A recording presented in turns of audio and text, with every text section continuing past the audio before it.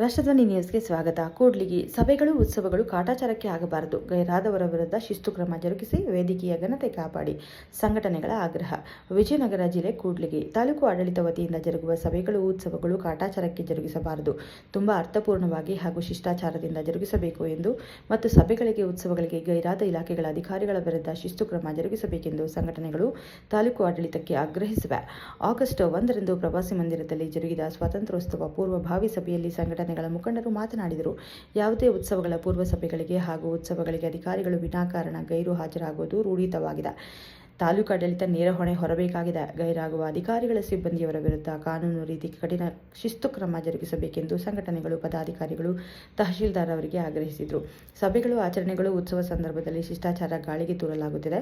ಸಭೆಯ ವೇದಿಕೆಯಲ್ಲಿ ಜನಪ್ರತಿನಿಧಿಗಳು ಉನ್ನತಾಧಿಕಾರಿಗಳು ಗಣ್ಯರು ಹೊರತುಪಡಿಸಿ ಅಯೋಗ್ಯರಿಗೆ ಮಣೆ ಹಾಕಬಾರದು. ವೇದಿಕೆಯ ಘನತೆ ಗಾಂಭೀರ್ಯತೆ ಘನತೆಗೆ ಧಕ್ಕೆ ತರುವಂತಾಗಬಾರದು. ಉತ್ಸವಗಳು ಮಕ್ಕಳಿಗೆ ಹಬ್ಬದ ಅನುಭವ ನೀಡುವಂತಾಗಬೇಕಾಗಿದೆ. ಉತ್ಸವ ಕಾರ್ಯಕ್ರಮಗಳಲ್ಲಿ ಮಕ್ಕಳಿಗೆ ಮೊದಲ ಪ್ರಾಶಸ್ತ್ಯ ನೀಡಬೇಕು. ಅಗತ್ಯ ಮೂಲ ಸೌಕರ್ಯಗಳನ್ನು ಸಮರ್ಪಕವಾಗಿ ಸಂಬಂಧಿಸಿದ ಇಲಾಖೆಗಳು ಒದಗಿಸಬೇಕಾಗಿದೆ. ಧ್ವಜಾರೋಹಣ ಸಂದರ್ಭದಲ್ಲಿ ಹಾಗೂ ವೇದಿಕೆಯಲ್ಲಿ ಶಿಷ್ಟಾಚಾರಗಳನ್ನು ನಿಯಮಗಳನ್ನು ಪಾಲಿಸುವುದು ಕಡ್ಡಾಯವಾಗಬೇಕಾಗಿದೆ ಎಂದು ಸಂಘಟನೆಯ ಮುಖಂಡರು ಒತ್ತಾಯಿಸಿದರು. ಸಭೆಗಳು ಉತ್ಸವ ಆಚರಣೆಯ ಸಂದರ್ಭದಲ್ಲಿ ಎಲ್ಲಾ ಇಲಾಖೆಗಳ ಅಧಿಕಾರಿಗಳು ಸಿಬ್ಬಂದಿಯವರ ಹಾಜರಾತಿ ಕಡ್ಡಾಯಗೊಳಿಸಿ ಕಾನೂನು ರೀತಿ ಕ್ರಮ ಕೈಗೊಳ್ಳಬೇಕು ಎಂದು ಆಗ್ರಹಿಸಿದರು. ತಹಶೀಲ್ದಾರರಾದ ವಿ.ಕೆ. ನೇತ್ರಾವತಿರವರ ಅಧ್ಯಕ್ಷತೆಯಲ್ಲಿ ಸಭೆ ನಡೆಯಿತು. ನೌಕರರ ಸಂಘದ ಅಧ್ಯಕ್ಷ ವೆಂಕಟೇಶ್, ತಾಲೂಕು ಪಂಚಾಯಿತಿ ಅಧಿಕಾರಿ T. Narasappa, BEO Mailesha Bevoor, PSI Prakash ಇದ್ದರು. ಕನ್ನಡ ಪರ ಸಂಘಟನೆಗಳು, ರೈತ ಪರ, ಮಹಿಳಾ ಪರ, ದಲಿತ ಪರ, ಕಾರ್ಮಿಕ ಪರ ಸಂಘಟನೆಗಳು ಸೇರಿದಂತೆ ವಿವಿಧ ಪ್ರಗತಿಪರ ಸಂಘಟನೆಗಳ ಪದಾಧಿಕಾರಿಗಳು ಸದಸ್ಯರು ಉಪಸ್ಥಿತರಿದ್ದರು. ವಿವಿಧ ಇಲಾಖೆಗಳ ಅಧಿಕಾರಿಗಳು ಸಿಬ್ಬಂದಿಯವರು ಹಾಜರಿದ್ದರು. ವಂದೇ ಮಾತರಂ. ವಿ.ಜಿ. ವೃಷಭೇಂದ್ರ, ಕೂಡ್ಲಿಗಿ. ಕ್ಷಣ ಮಾಹಿತಿಗಾಗಿ ವೀಕ್ಷಿಸಿ ರಾಷ್ಟ್ರಧ್ವನಿ ನ್ಯೂಸ್ ಕನ್ನಡ.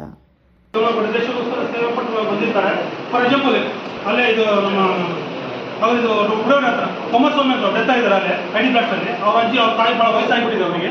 ಅವ್ರಿಗೆ ಇವರಿಗೆ ಯಾವುದೂ ಸಿಕ್ಕಿಲ್ಲ ಗೌರ್ಮೆಂಟಿಂದ. ಆ ಸಾಗರೇಟಿ ಗೊತ್ತಿರ್ಬೇಕು ಆಲ್ಮೋಸ್ಟ್.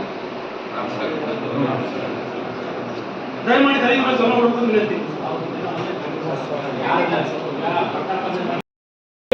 ಅದನ್ನು ಆಲೋಚನೆ ಮಾಡಿ, ಸನ್ಮಾನ ಮಾಡಿ, ಏನೇನೋ ಮಾಡಿ. ಇಲ್ಲಿ ಆದೇಶಗಳು ಆಗೋದೊಂದು, ಪೂರ್ವ ಭಾಷೆಯಲ್ಲಿ ಮಾತಾಡೋದೊಂದು, ಅಲ್ಲಿ ಸ್ಟೇಜ್ ಮೇಲೆ ಆಗೋದೇ ಒಂದು. ಈ ರೀತಿ ಆಗಬಾರ್ದು. ಸುಮ್ಮನೆ ಕಾಟಾಚಾರಕ್ಕೆ ಪೂರ್ವಭಾಷೆಯಲ್ಲಿ ಕರೀಬಾರ್ದು. ಕಾಟಾಚಾರಕ್ಕೆ ಪೂರ್ವಭಾಷೆಯಲ್ಲಿ ಕರೆದಾಗಬೇಕು.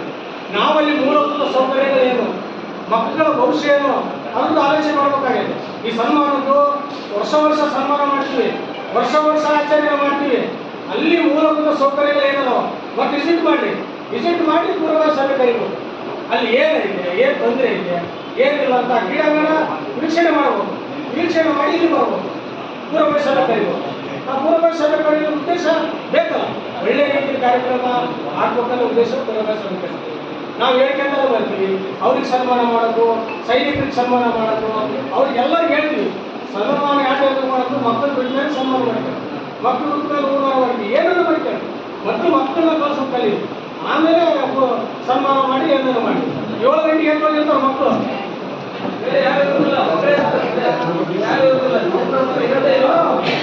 ಯಾರು